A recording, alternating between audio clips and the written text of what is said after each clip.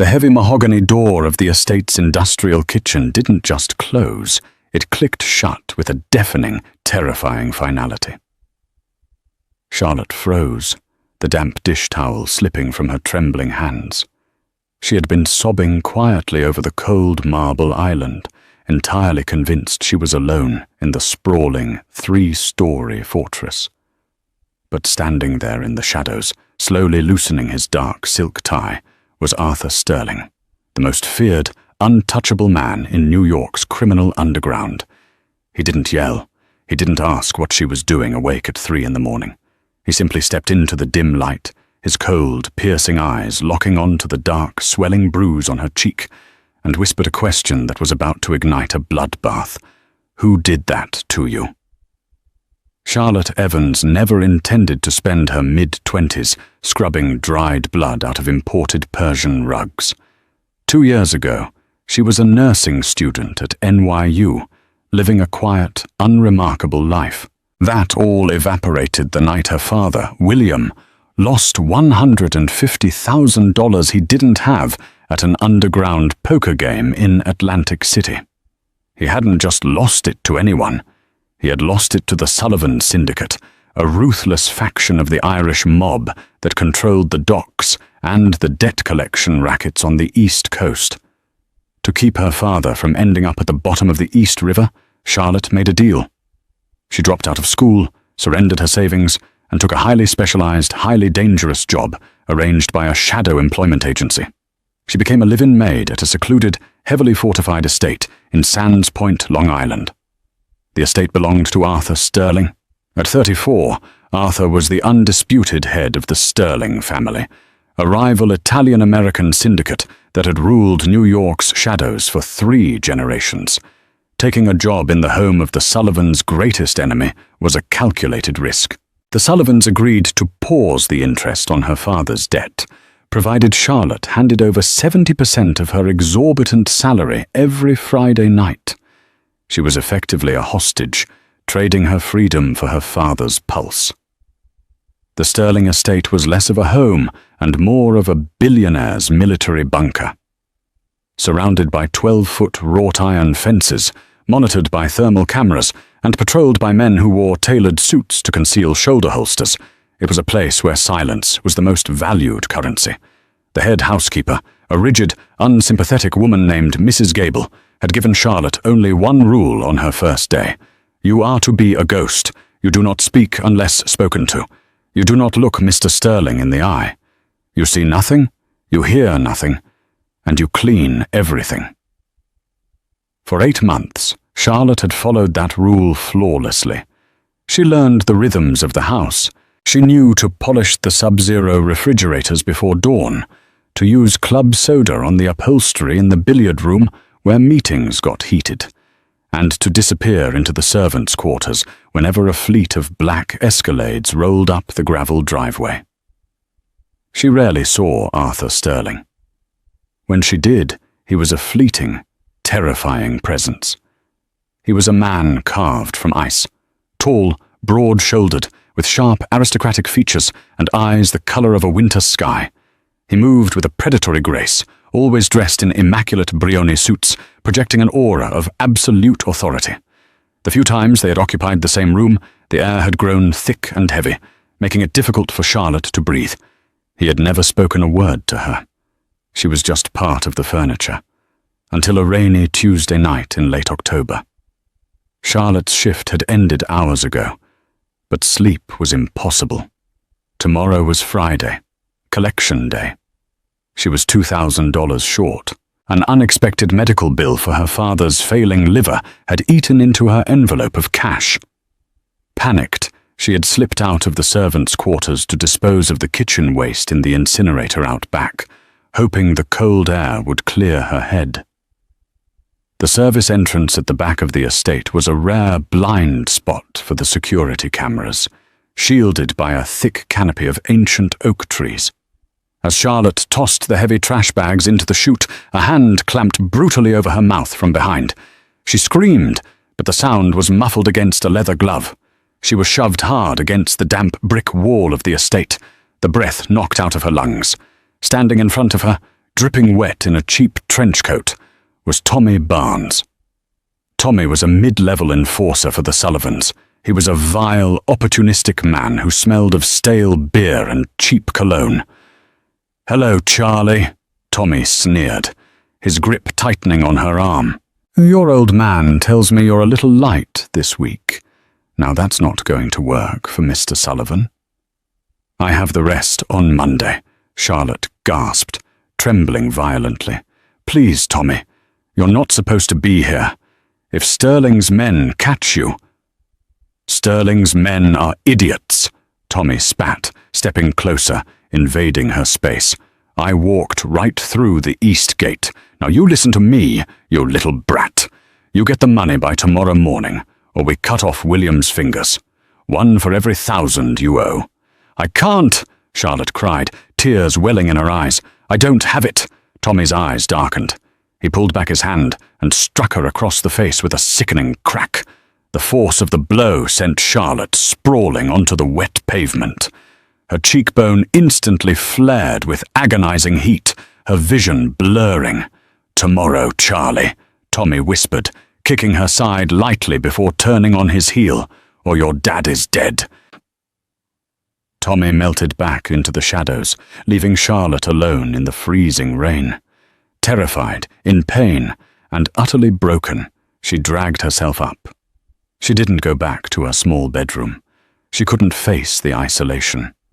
Instead, she let herself into the darkened, cavernous main kitchen of the estate, seeking the bizarre comfort of the one room where she had some semblance of control. The kitchen of the Sterling estate was a masterpiece of modern culinary design, gleaming white marble countertops, stainless steel appliances, and copper pots hanging from an overhead rack like silent bells. At 3:15 a.m., the only sound was the low, steady hum of the massive industrial refrigerator. Charlotte stood over the island, leaning her weight onto her palms. A bag of frozen peas, wrapped in a dish towel, was pressed against the right side of her face. The skin was already turning a violent shade of purple and black. She let out a choked, ragged sob. She was trapped. If she didn't get the money, her father would be mutilated, perhaps killed. If she asked for an advance from Mrs. Gable, questions would be asked. If she ran, the Sullivans would find her. There was no escape. The sheer weight of her despair crushed her, and she dropped her head onto the cold marble, weeping uncontrollably.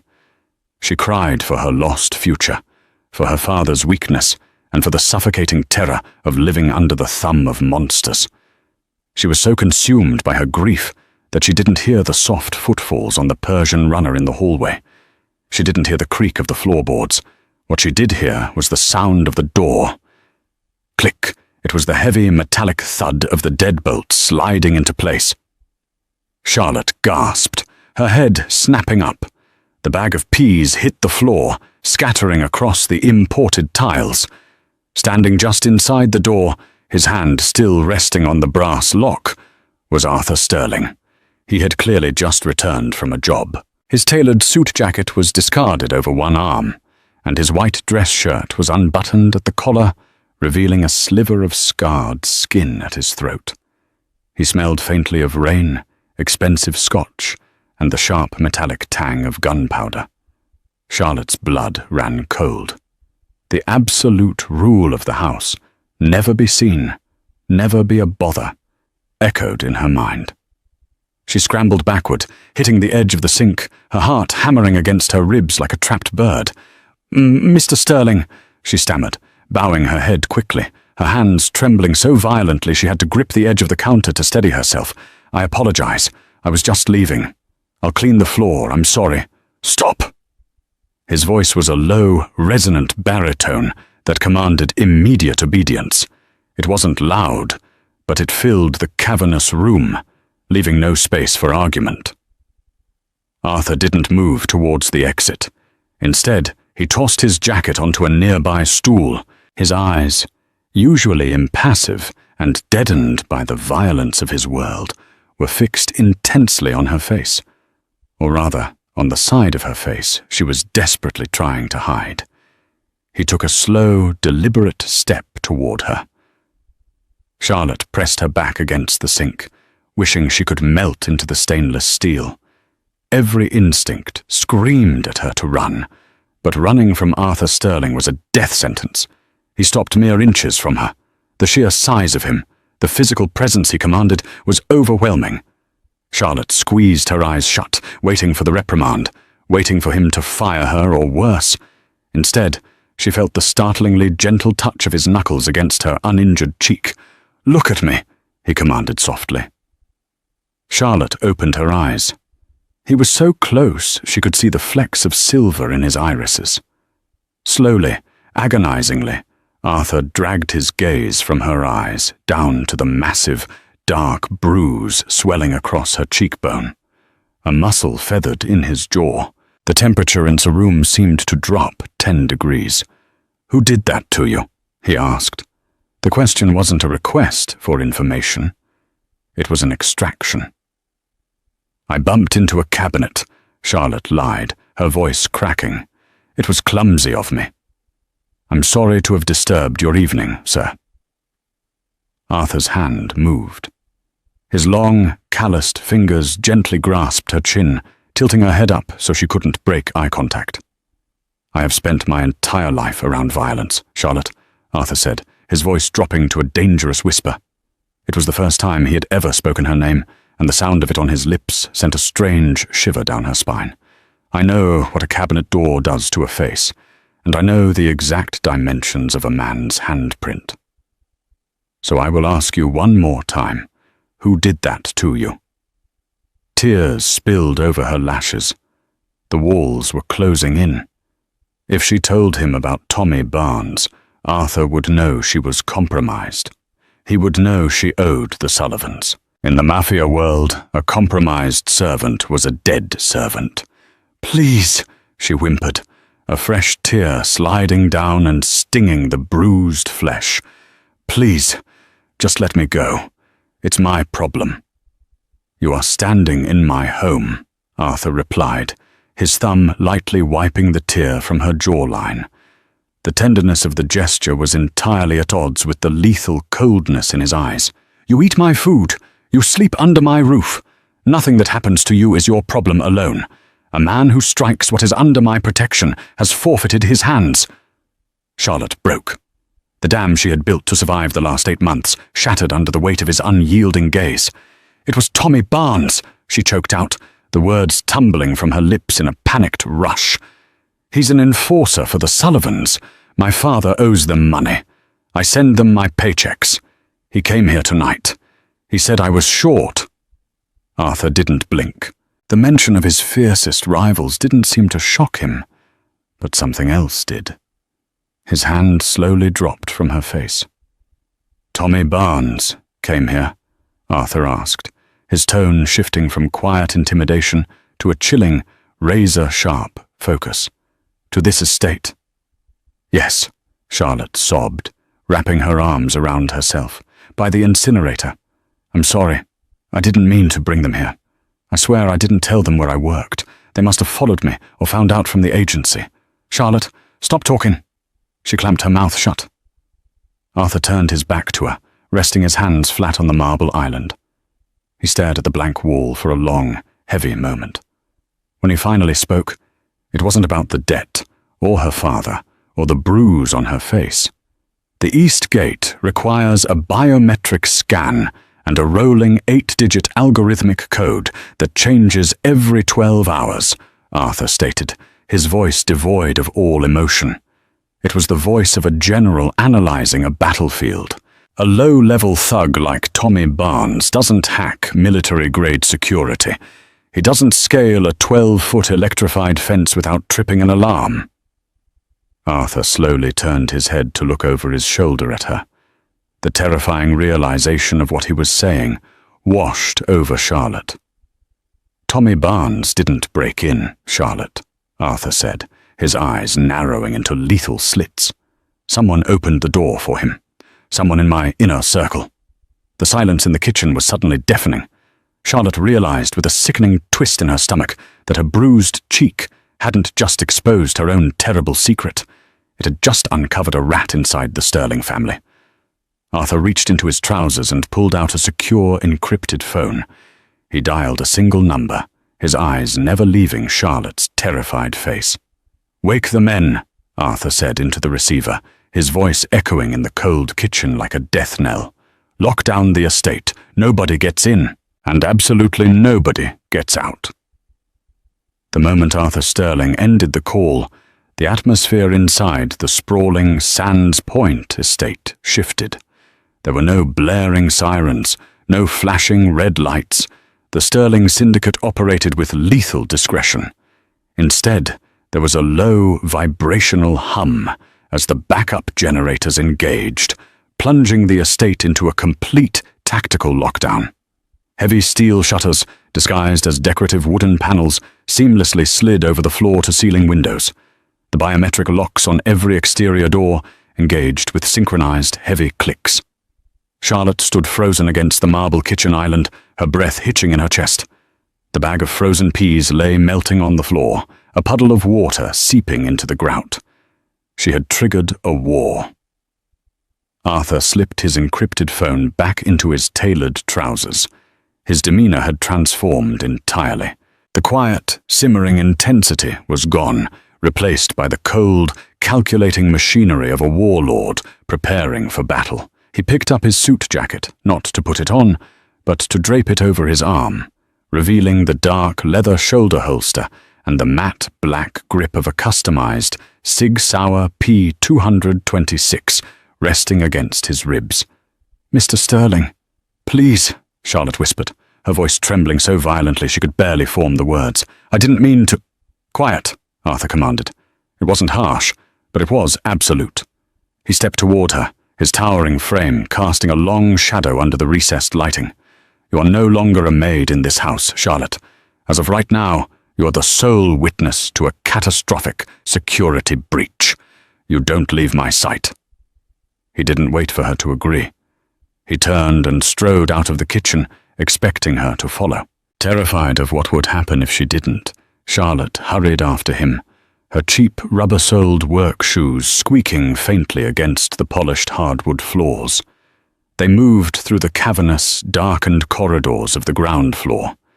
Shadows danced along the walls, illuminated only by the pale emergency lighting that had flickered to life. As they passed the grand foyer, Charlotte witnessed the terrifying efficiency of Arthur's empire. Men were materializing from the wings of the estate. These weren't the low-level street thugs Charlotte was used to seeing on the news. These were operators. She recognized Conrad Hayes, Arthur's terrifyingly calm underboss, striding down the sweeping dual staircase. Conrad was methodically racking the slide of an H&K MP5 submachine gun, his expression as casual as if he were pouring a cup of coffee. "Perimeter is sealed, boss," Conrad reported, falling into step beside Arthur without missing a beat. Infrared sensors show 0 thermal signatures in the tree line. If Barnes came through the east gate, he slipped out before the lockdown. "He had a window," Arthur replied, his voice clipped and precise. "Pull the logs from the Brevo access control system. I want to know exactly whose biometric profile authorized the east gate between midnight and 0300 hours. And Conrad? Yeah, boss? Bring Leo and Vincent to the war room. Confiscate their phones. Nobody communicates with the outside until I find the rat." Conrad's eyes flicked to Charlotte, lingering on her bruised face and her trembling posture before returning to Arthur. "Understood." Conrad peeled off towards the security hub, leaving Arthur and Charlotte to continue down the east wing. They reached a set of heavy, sound-proofed double doors made of solid oak. This was Arthur's private study, a room Mrs. Gable had strictly forbidden the staff from entering. The cleaning was done by a specialized, bonded crew. Arthur pressed his thumb to a concealed scanner on the doorframe. A green light flashed, and the heavy doors unlatched. He pushed them open and gestured for Charlotte to enter. The study smelled of aged leather, parchment, and Cohiba Behike cigars. Walls lined with first-edition books stretched up to a vaulted ceiling. A massive mahogany desk dominated the center of the room, flanked by 2 deep Chesterfield leather armchairs. "Sit," Arthur instructed, pointing to one of the armchairs. Charlotte obeyed, her legs practically giving out as she sank into the plush leather.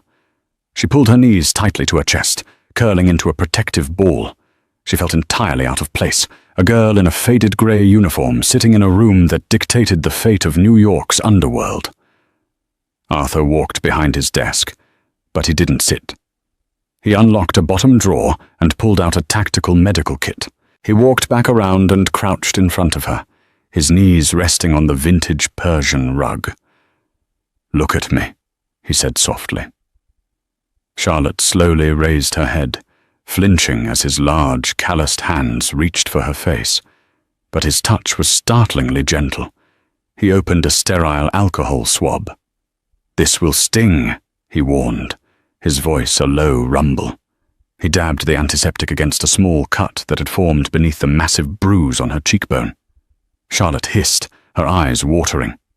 Arthur didn't apologize, but he slowed his movements, his eyes locked onto the injury with a dark, terrifying focus. "Tommy Barnes," Arthur said quietly as he applied a thin layer of arnica ointment to reduce the swelling.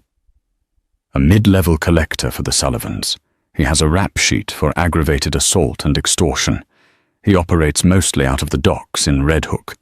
Is that who hit you?" Yes," Charlotte stammered. "My father. He has a gambling problem. He lost $150,000 at one of their card games." "And you've been paying it off," Arthur deduced, his jaw tightening. "With the salary I pay you." Charlotte nodded miserably. 70% of it. Every Friday. If I stop, they'll kill him. Arthur tossed the medical supplies back into the kit and stood up to his full height, looking down at her. "You let a rival syndicate extort you while living under my roof. You allowed a Sullivan enforcer to walk onto my property. By the laws of our world, Charlotte, I should put a bullet in your head right now." Charlotte let out a broken sob, burying her face in her hands. She had known this was coming. The penalty for bringing the enemy to the door was death. "But," Arthur continued, his voice cutting through her panic like a knife, "Tommy Barnes made a fatal miscalculation. He touched something that belongs to this house. He touched you." Charlotte's breath caught. She looked up through her fingers. Arthur Sterling was staring at her with an intensity that made her stomach flip. It wasn't pity in his eyes. It was absolute, territorial possessiveness. "No one bleeds on my property unless I order it," Arthur said, his tone chillingly calm. "And no one inside my walls is touched by a Sullivan. Your father's debt is no longer your concern. It is mine." Before Charlotte could process the sheer weight of what he was saying, a heavy knock echoed from the study doors. "Boss," Conrad's voice came through the heavy oak. "We have the logs. Leo and Vincent are in the war room." Arthur didn't break eye contact with Charlotte. "Stay in this chair. Do not move. Do not make a sound." He turned and strode out of the room, the heavy doors clicking shut behind him, leaving Charlotte alone in the dimly lit study, her heart pounding a frantic rhythm against her ribs. The war room was located just down the hall from Arthur's study. It was a stark, windowless bunker equipped with state-of-the-art surveillance monitors, a long steel table, and soundproofing so dense it felt like a vacuum. When Arthur entered, the air was thick with tension. Conrad Hayes stood by the monitors, a tablet in his hand. Seated at the steel table were two of Arthur's most trusted lieutenants, Leo Gallagher, a broad-shouldered enforcer who managed the family's unions, and Vincent Boyle, a sharply dressed numbersman who oversaw the offshore accounts and digital security. Both men looked uneasy. Their phones sat in a plastic bin at the center of the table, a clear sign that they were under suspicion. Arthur didn't sit. He paced slowly behind the two seated men, his footsteps silent on the concrete floor.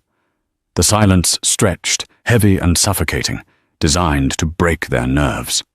At 2:45 a.m., Arthur began, his voice devoid of inflection. A man named Tommy Barnes walked through the east gate of this estate. He bypassed the Cubba Mars X10 lock. He circumvented the thermal cameras. He assaulted a member of my household staff by the incinerator, and then he left. Leo's head snapped up, his thick neck flushing red. "A Sullivan? Here?" "Boss, I swear to God, if my men were on rotation—" "Your men weren't on rotation, Leo," Arthur interrupted smoothly, stopping right behind Vincent Boyle's chair. "The automated perimeter defense was active, which means someone inside this house manually overrode the security protocols." Vincent cleared his throat. He was a handsome man, usually oozing arrogance in his custom Tom Ford suits, but right now a thin sheen of sweat glistened on his forehead. "Arthur, the system is complex. It could have been a glitch in the Palantir network, or a remote hack." Arthur leaned down, resting his hands on the back of Vincent's steel chair. "Conrad," Arthur said softly, "read the logs." Conrad tapped the screen of his tablet. The east gate was opened using an authorized biometric thumbprint and a Level 4 clearance code. The system wasn't hacked. It was invited. He looked up, his eyes cold. The clearance code belonged to Vincent. The room erupted. "It's a setup," Vincent shouted, scrambling backward in his chair, trying to put distance between himself and Arthur. "Boss, you know me. I've been with your father since before you took over. The Sullivans must have cloned my credentials. It's a spoof." Leo jumped to his feet, his hand instinctively dropping to his waist, though his weapon had been confiscated at the door. "You piece of garbage," Leo spat at Vincent. "You sold us out to the Irish?" "Sit down, Leo," Arthur commanded. Leo slowly sank back into his chair, glaring daggers at Vincent. Arthur slowly walked around the table to face Vincent. The numbers man was hyperventilating, his eyes darting towards the locked door. "A biometric clone requires a physical mold of my thumbprint," Vincent pleaded, his voice cracking. "Someone lifted it, Arthur. I swear on my mother's life." "I believe you," Arthur said quietly. Vincent exhaled a massive sigh of relief, slumping back into his chair. "Thank God, Arthur. We need to sweep the staff. Someone lifted my print from a glass or a file." "I believe you didn't open the gate tonight," Arthur continued, his voice dropping to a terrifying whisper as he leaned over the table, bringing his face inches from Vincent's. "Because tonight you were in the East Wing, trying to crack the physical safe in my bedroom, while Barnes created a distraction." Vincent froze. The remaining color drained from his face, leaving him looking like a corpse. "You thought I didn't notice the micro-abrasions on the dial of the Diebold safe last week?" Arthur asked, his eyes burning with a dark, violent fire. "You've been bleeding the offshore accounts, Vincent. You got into bed with the Sullivans to cover your losses in the crypto market. You gave Barnes access to the grounds so he could collect a measly debt from a Maid, knowing the security sweep would focus on the perimeter, giving you exactly 15 minutes to access my private quarters." Conrad stepped forward, pulling a heavy, suppressed Glock 19 from his waistband and resting it on the table. The metallic clack echoed in the silent room. Vincent fell to his knees, his tailored suit trousers hitting the concrete with a thud. Tears streamed down his face. "Arthur, please, they were going to kill me. The Sullivans, they have leverage. I can fix the accounts. I can get the money back." "You compromised my home," Arthur stated, his voice devoid of pity. "You brought an enemy onto my soil. You put my people at risk." Arthur picked up the suppressed Glock. In the study down the hall, Charlotte jumped violently as a dull, muted thump echoed through the heavy oak doors, followed by the sickening sound of something heavy hitting the floor. She clamped her hands over her mouth, stifling a scream. She knew exactly what that sound was. The reality of the world she was trapped in crashed down upon her with crushing weight. Arthur Sterling wasn't just a strict employer. He was a judge, jury, and executioner. 10 minutes later, the study doors opened. Charlotte scrambled back into the depths of the leather chair, her heart pounding frantically. Arthur stepped into the room. He had removed his shoulder holster and rolled up the sleeves of his white dress shirt, revealing forearms corded with muscle and laced with old scars. There was a single, tiny speck of crimson blood on his crisp white cuff. He walked over to a crystal decanter on a side table and poured 2 fingers of Macallan 25 amber liquid into a glass. He downed it in one smooth motion, his back to her. "The mole has been dealt with," Arthur said quietly, setting the glass down. Charlotte couldn't find her voice. She merely nodded, trembling. Arthur turned to face her. The lethal coldness from the kitchen had faded, replaced by an intense, heavy exhaustion. He looked at her bruised face, her terrified eyes, and the way she shrank away from him. "You're afraid of me," he stated. It wasn't a question. Yes, Charlotte whispered, the truth slipping out before she could stop it. Arthur walked slowly toward her, stopping just at the edge of the Persian rug. "You should be. The world I inhabit is entirely unforgiving. But understand this, Charlotte." He leaned down, placing a hand on the arm of her chair, trapping her in his gravity. "From this moment forward, you belong to the Sterling family," Arthur said, his voice a low, rough rumble that sent a flush of heat through her freezing veins. "Tommy Barnes will never touch you again. The Sullivans will never threaten your father again. Your debt is erased." Charlotte looked up into his silver eyes, entirely overwhelmed. "Why? Why would you do this for me?" Arthur's gaze dropped to her lips for a fraction of a second before returning to her eyes. "Because you bleed on my floor, Charlotte, and what happens in my house is my business. Now try to get some sleep. Tomorrow, we go to war with the Sullivans." Charlotte awoke to the unfamiliar scent of lavender and freshly pressed linen. She wasn't in the cramped, windowless servants' quarters located above the garage. She was in the East Wing, the secured, family-only sector of the Sands Point estate. The walls were draped in heavy, cream-colored silk, and the morning sun strained against the edges of the blackout curtains. A soft knock startled her. The door clicked open, and Mrs. Gable, the head housekeeper, stepped inside. The rigid, unsympathetic woman who had tormented Charlotte for 8 months now kept her eyes firmly pinned to the floor. She held a silver tray bearing a pot of Earl Grey tea, toast, and a folded set of clean, tailored clothes that clearly didn't belong to the staff uniform code. "Good morning, Miss Evans," Mrs. Gable said, her voice tight and trembling slightly. The sudden use of Charlotte's surname, rather than a sharp "girl," was jarring. "Mr. Sterling requested I bring you breakfast. When you are ready, he is expecting you in the solarium." "Thank you, Mrs. Gable," Charlotte murmured, pulling the heavy duvet up to her chin. "I was instructed to inform you that your father, William, has been relocated," Mrs. Gable added hurriedly, risking a quick, fearful glance at Charlotte's bruised face. "Mr. Hayes facilitated his transfer from his apartment in Queens to a private, secure medical facility in upstate New York at 4 a.m. He is under a 24-hour armed guard. The Sullivans cannot reach him." Charlotte's breath caught in her throat. The crushing weight that had sat on her chest for 2 years instantly evaporated, replaced by a dizzying sense of disbelief. Arthur hadn't just made a promise in the heat of the moment.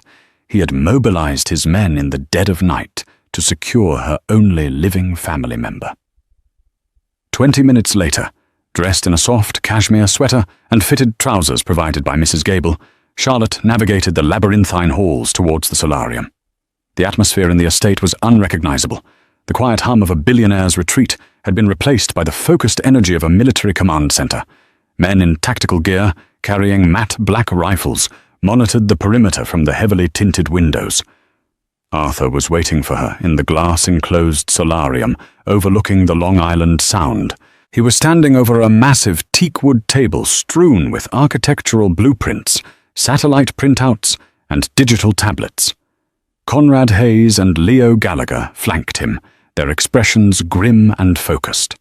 When Charlotte entered, the conversation stopped. Leo and Conrad immediately straightened, offering her brief, respectful nods, a staggering shift in protocol. Arthur looked up, his silver eyes sweeping over her, lingering for a fraction of a second on the dark purple bruise blooming across her cheek before meeting her gaze. "Sit, Charlotte," Arthur said, gesturing to a wrought-iron chair beside him. She sat, feeling entirely out of her depth as she looked at the maps. They were marked with red ink, highlighting specific locations across the 5 boroughs. Declan Sullivan thinks he holds the city by the throat because he controls the ports, Arthur said, his voice cold and analytical, addressing his lieutenants but keeping his body angled toward Charlotte. He believes my father's old treaties still bind me. Last night, he sent a dog to my door. Today, we burn his kennels. Arthur pointed a silver pen at the map, laying out the tactical dismantling of the Sullivan Empire. He didn't shield Charlotte from the violence of his world. He was integrating her into it. The Sterling Syndicate's retaliation plan, * Target Alpha, the Hunts Point Cooperative Market. Leo, the Sullivans use the meatpacking district to launder their extortion cash. At 2100 hours, you will seize their primary warehouse, burn the ledger books, confiscate the cash reserves, and break the knees of any Sullivan captain who draws a weapon. Leave the civilian workers untouched. * Target Bravo, the Red Hook Docks. Conrad, Declan's brother, Finnick Sullivan, is expecting a shipment of stolen European pharmaceuticals to dock at Pier 44 tonight. Intercept the shipment. Sink the container in the harbour. I want Finnick to watch it go down. * Target Charlie, the debt registry. Vincent's betrayal gave us a small window of opportunity. Before I executed him, his laptop revealed the Sullivans' digital debt registry, stored on a localized server in Hell's Kitchen. We are deploying a tactical team to destroy the server. Every dime owed to Declan Sullivan by the working class, including your father's debt, Charlotte, will be erased. Charlotte stared at the table, her heart hammering against her ribs. You're starting a war over me? She whispered, the sheer scale of the violence terrifying her. I am starting a war over disrespect, Charlotte, Arthur corrected softly, leaning down so his face was level with hers. You were simply the catalyst. The Sullivans have grown arrogant. Declan thought he could bleed my household, and I would look the other way to maintain the peace. He misjudged me. Boss, Conrad interjected, his tone cautious. Hitting 3 of their primary arteries in one night. Declan is going to unleash hell. He has corrupt cops on his payroll in the NYPD's 75th precinct. They might hit back with badges, not just bullets. Let them, Arthur replied, his eyes narrowing into lethal slits. If Declan sends a uniform to my gate, I'll buy the commissioner. The era of the Irish mob in New York ends this week. Prep the men. We strike at sundown. The sun dipped below the horizon, plunging the estate into a tense, suffocating darkness. Charlotte paced the length of Arthur's private study, her hands trembling as she clutched a mug of untouched tea. The sprawling house was eerily silent. A skeleton crew of heavily armed guards patrolled the perimeter, but the bulk of Arthur's forces and Arthur himself were out in the city, executing the 3-pronged strike. Charlotte couldn't shake the terrifying memory of her past. She had been an NYU nursing student, trained to save lives, to stop bleeding, to heal. Now she was hidden away in a billionaire mobster's fortress, waiting to hear if the man who had brutally protected her would survive the night. At 11:42 p.m., the encrypted radio on Arthur's mahogany desk crackled to life.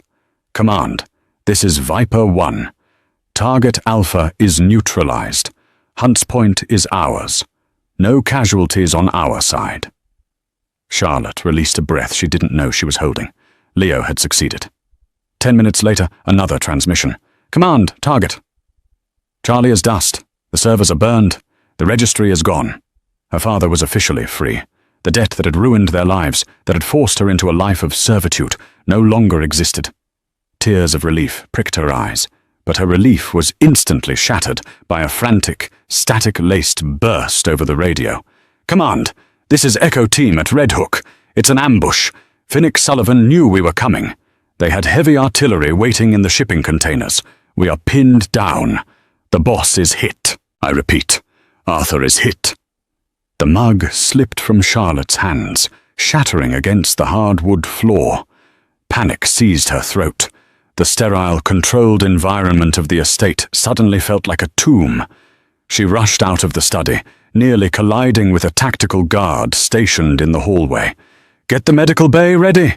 Charlotte screamed, her dormant nursing instincts overriding her fear of the Mafia soldiers. "He's wounded! Clear the east entrance!" For the next 45 minutes, time dilated. Charlotte sprinted to the estate's underground medical wing, a fully equipped trauma room designed for emergencies the syndicate couldn't take to a public hospital. She sterilized instruments, prepped IV lines, and laid out trauma dressings, moving with a manic, hyper-focused energy. The sound of screeching tires echoed from the underground garage. Doors slammed. Men shouted. Conrad Hayes burst through the double doors of the medical wing, his suit jacket covered in blood. Behind him, 2 soldiers were supporting Arthur. The boss of the Sterling family looked impossibly pale, his lips pressed into a tight, grim line. His left hand was clamped over his right side, blood seeping through his fingers and staining his crisp white shirt a horrific crimson. "Put him on the table," Charlotte ordered, her voice slicing through the chaotic shouting of the men. Arthur's eyes, heavy with pain, snapped up to meet hers. Even bleeding out, his presence was overwhelming. He grunted as the men hoisted him onto the stainless steel trauma table. "Out," Arthur rasped, looking at his soldiers. "All of you, secure the perimeter." "Boss, you need a doctor," Conrad argued. "I said get out," Arthur roared, the exertion causing him to cough violently. The men didn't dare disobey. They filed out, leaving Charlotte entirely alone with the most dangerous man she had ever met. Charlotte grabbed a pair of surgical scissors and approached the table. Her hands were shaking, but her eyes were focused. "I have to cut the shirt," she said, her voice dropping to a professional, steady tone. Arthur nodded once, releasing his grip on his side. Charlotte quickly sheared through the expensive fabric, pulling it away to reveal a deep, jagged bullet graze along his right obliques. It was bleeding heavily, but it hadn't penetrated the abdominal cavity. "It's a clean graze," Charlotte breathed, feeling a massive wave of relief wash over her. "The bullet didn't lodge, but it's deep. You need stitches, and you've lost blood." "Then stitch it," Arthur said, his voice a low, gravelly whisper. He didn't take his eyes off her face. Charlotte prepped a syringe of local anesthetic. As she leaned over him to inject the numbing agent, she was hyper-aware of his sheer size, the heat radiating from his skin, and the heavy, rhythmic thumping of his heart beneath her wrist. "Finnick knew we were coming," Arthur stated quietly, as she began to clean the wound with iodine. He didn't even flinch as the burning liquid touched his raw flesh. "Vincent wasn't the only leak. Declan Sullivan has someone else inside my organization." Charlotte paused, the bloodied gauze in her hand. "Who?" "I don't know yet," Arthur murmured, his silver eyes tracking the movement of her hands. "But I will find them, and I will skin them alive." He reached up, his large, blood-stained hand gently grasping her wrist, stopping her movements. The contrast between the violent words he just spoke and the tender way he touched her made Charlotte's breath hitch. "You're shaking," Arthur observed softly. "You're bleeding on my floor," Charlotte replied, echoing his words from the night before, a faint, nervous smile touching her lips. Arthur's eyes darkened, the intensity in them entirely eclipsing the pain of his wound. He pulled her wrist slightly, forcing her to step closer, until her hips were pressed against the edge of the cold steel table. "You saved my father," Charlotte whispered, the emotional weight of the last 24 hours finally breaking through her professional facade. "You burned their records. You risked your life. For a maid." "You are not a maid," Arthur corrected, his thumb tracing the pulse point on her wrist. "Not anymore. You are mine to protect, Charlotte. And God help the man who tries to take you from me." The air in the trauma room grew unbearably thick. The war outside the fortified walls of the estate raged on, but inside, under the harsh fluorescent lights, a different kind of surrender was taking place. Charlotte didn't pull away. For the first time in her life, she felt truly, terrifyingly safe. The next 48 hours within the Sands Point estate were a blur of tactical maneuvers, whispered commands, and the metallic clatter of fresh magazines being loaded into Heckler and Coke assault rifles. Arthur Sterling, running on sheer willpower and heavy doses of the antibiotics Charlotte administered, refused to remain in the medical bay. He converted the solarium into a heavily guarded war room, his stitched side tightly bound beneath a fresh, custom-tailored Brioni vest. Charlotte had officially transitioned from invisible staff member to the most protected woman in New York. Two of Arthur's most elite personal guards, silent men who moved like shadows, were stationed outside her bedroom door. But the safety of the estate felt like an illusion. The knowledge that a second traitor breathed the same filtered air kept Charlotte's nerves strung tighter than piano wire. The breakthrough didn't come from Vincent's decrypted files or a tortured Sullivan enforcer. It came from a simple, terrifying slip of the tongue. It was Thursday evening. The sky above Long Island was the color of bruised iron, promising a brutal storm. Charlotte was in the main kitchen, brewing a pot of black coffee for the men in the solarium. Leo Gallagher, Arthur's broad-shouldered enforcer, pushed through the swinging doors.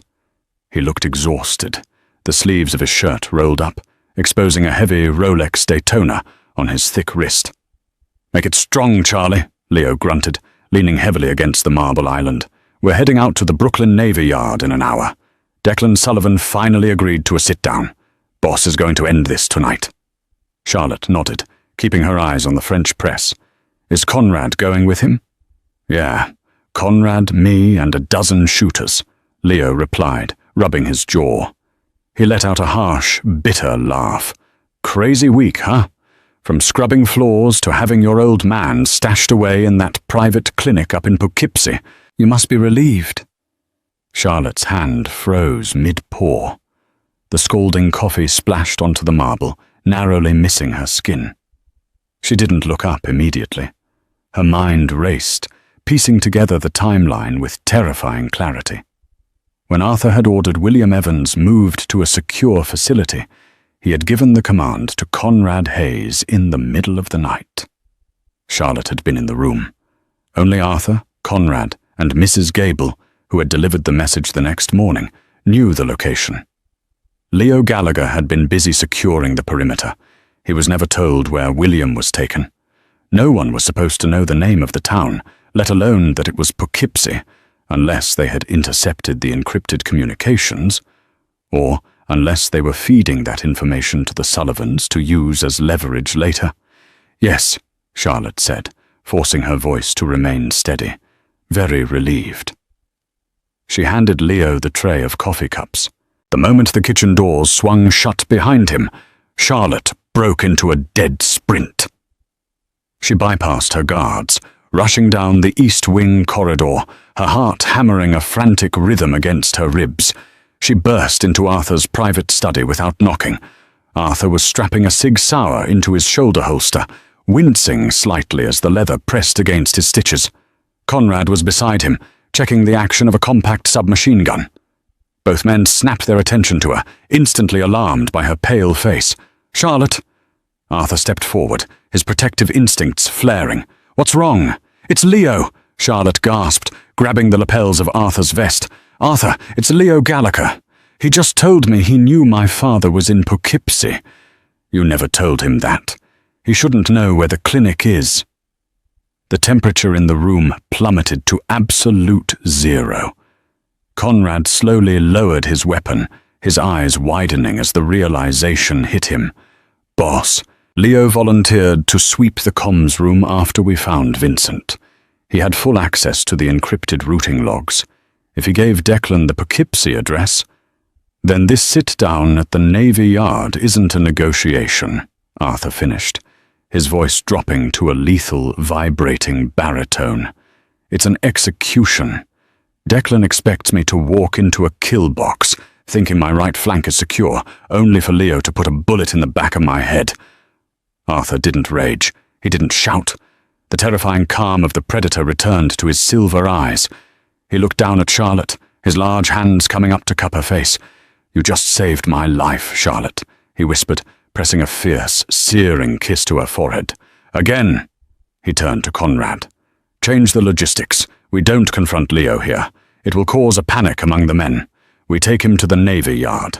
But we flip the board on Declan Sullivan." 2 hours later, the storm broke over Brooklyn, unleashing a torrential downpour upon the rusting shipyards. Arthur's fleet of black Mercedes-Benz G-Wagons rolled into the abandoned warehouse district, headlights cutting through the sheets of rain. Inside the cavernous, leaking warehouse, Declan Sullivan stood waiting. He was surrounded by heavily armed Irish enforcers, his face twisted into an arrogant sneer. Arthur walked through the rusted bay doors, flanked by Conrad and Leo. To anyone watching, it looked like a standard mafia parley. "Arthur," Declan called out, his voice echoing off the corrugated steel roof, "you look a bit pale. Heard my brother gave you a scratch at Red Hook. A minor inconvenience, Declan," Arthur replied smoothly, stopping 20 paces away. "I came here to accept your surrender." Declan laughed, a sharp, barking sound. "My surrender? You're standing in my territory, surrounded by my men, and your own house is crumbling from the inside."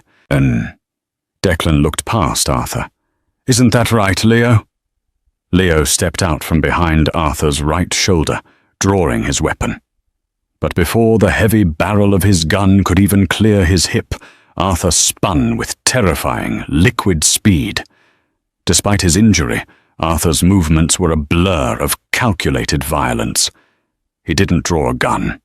Instead, he drove the blade of a tactical knife, concealed in his sleeve, deep into the nerve cluster of Leo's gun arm. Leo screamed, dropping his weapon as his arm went entirely numb. Before Leo's gun hit the concrete, Conrad's MP5 submachine gun was already up, aimed directly at Declan Sullivan's chest. At the exact same moment, the shadows of the warehouse catwalks above them moved. Arthur hadn't walked into a trap. He had brought his own. 24 Sterling snipers who had infiltrated the Navy Yard an hour earlier, based on Arthur's altered logistics, activated their laser sights. Dozens of red dots painted Declan Sullivan and his men in a deadly, inescapable constellation. "You thought you could buy my loyalty, Declan?"